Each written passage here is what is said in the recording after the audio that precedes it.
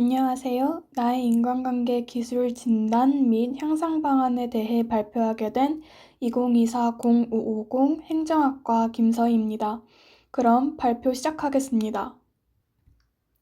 목차는 나의 인간관계의 근본 원인, 인간관계 자가 진단, 그 이유 설명, 향상 방안, 실천 및 효과, 전반적인 소감 및 의견으로 구성되어 있습니다. 저의 인간관계 근본 원인에 대해 살펴보도록 하겠습니다. 저는 사회활동을 하며 대인관계를 맺는 데에는 흥미가 없을 뿐더러 인간관계에서 감정을 소비하며 제 에너지를 쓰는 것이 낭비이고 비효율적이라고 느껴 주로 혼자 있는 것을 좋아하고 타인에게 무심한 것을 보아 분열성 성격 장애가 있다고 결론을 내렸습니다. 다음으로 인간관계 기술 5점 척도를 통해 진단한 저의 10가지 역량을 살펴보겠습니다. 한눈에 점수 차이를 보기 위해 그래프를 그려놓았습니다. 저의 자가진단 결과는 이렇습니다.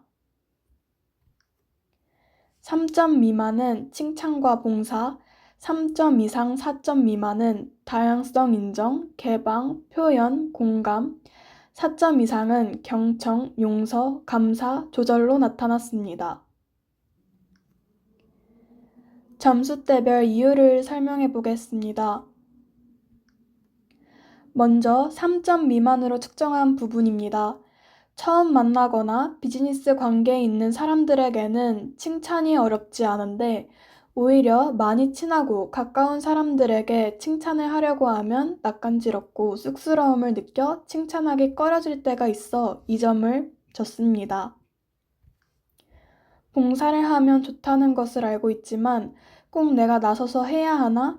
라는 생각과 의무감이 없는 일엔 동기가 잘 생기지 않아 자주적으로 봉사한 기억이 별로 없어 이 점을 주었습니다.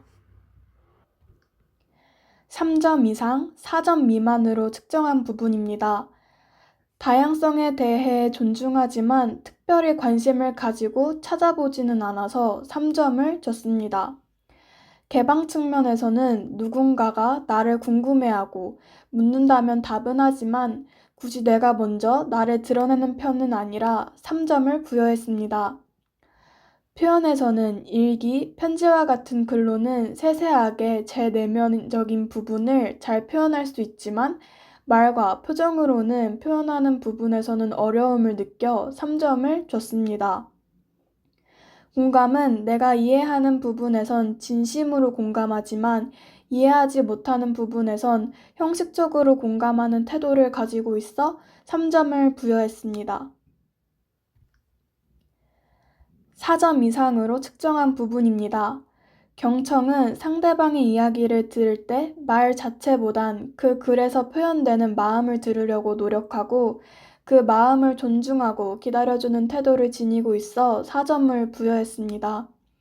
용서에선 기분이 상하는 일이 있어도 쉽게 잘 털어내는 성격을 가지고 있을 뿐더러 나를 지키고 회복하기 위해 노력하는 편이기 때문에 4점을 줬습니다. 감사는 사소한 일에 감사함을 잘 느끼고 이를 잘 표현함으로써 서로 기분이 좋아질 때 행복감을 느껴 감사함을 잘 표현하기 위해 항상 노력하고 있기 때문에 5점을 부여했습니다.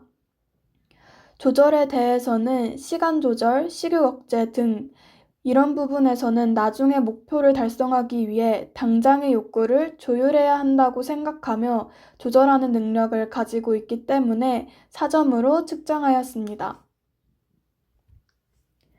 각 역량을 향상시키기 위한 방안을 알아보도록 하겠습니다. 먼저 칭찬입니다. 칭찬은 익숙하지 않아서 쑥스러운 것이기 때문에 용기를 가지고 몇 번 일부러라도 칭찬해보는 연습하는 것을 가졌습니다. 두 번째로는 봉사입니다. 해야 한다는 압박 대신 내가 왜 이걸 해야 하는지, 나에게 어떤 의미가 있는지 스스로 찾아보는 시간을 가졌습니다. 3점 이상, 4점 미만입니다. 다양성 인정에서는 다름을 관찰하는 습관을 기르고 평소 쓰는 말에서 조금 배려가 느껴지게 말해보는 연습을 했습니다. 개방에서는 자기계방 계단 모델을 사용하여 아주 가벼운 자기계방부터 점점 깊이 들어가는 대화를 나눠보았습니다.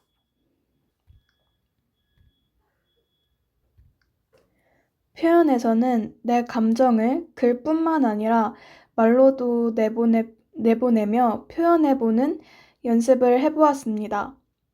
개방 측면에서는 내가 진짜 이렇게 느껴를 더 명확하게 표현하고 비언어적인 표현도 같이 신경 쓰며 공감하기 위해 노력했습니다. 4점 이상입니다.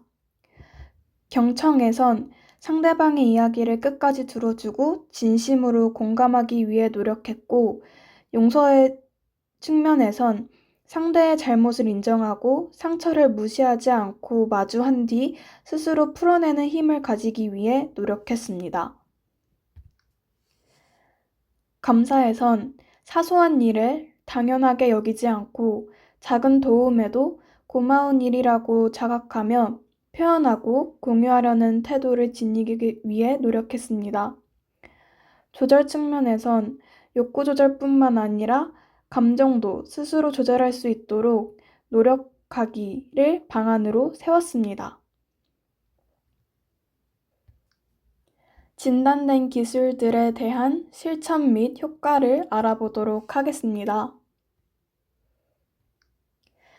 칭찬에선 칭찬하는 것에 대한 어색함이 사라졌고 친구들과의 관계에서도 더 돈독해졌습니다.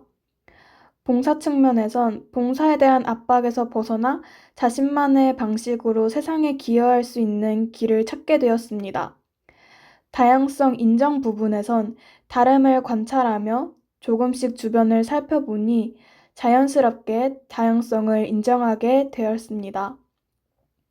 개방에선 자기계방 계단 모델이라는 단계를 따르니 부담되지 않고 제 이야기를 할 수 있게 되었습니다.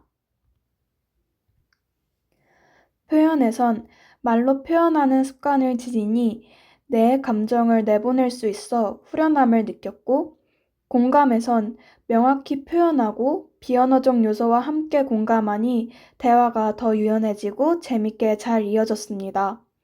경청 부분에선 상대방의 말을 끊지 않고 진심을 다해 들어주니 상대방 또한 내 이야기를 잘 들어줘 대화가 원만하게 이루어졌습니다.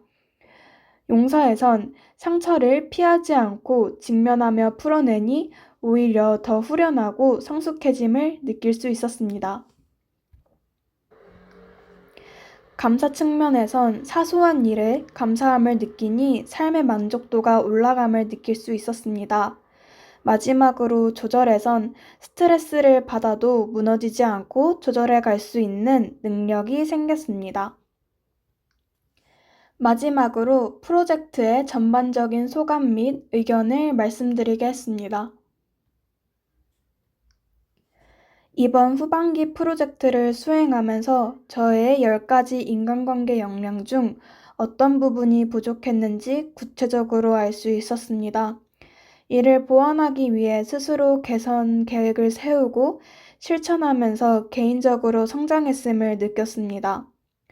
또한 인간관계 이해 강좌를 통해 평소에는 깊이 인식하지 못했던 대인관계의 다양한 요소들을 체계적으로 배우고 적용해보는 과정을 겪으며 인간관계는 타고난 것이 아니라 지속적인 성찰과 실천을 통해 발전시킬 수 있는 능력이라는 것을 체감할 수 있게 되었습니다.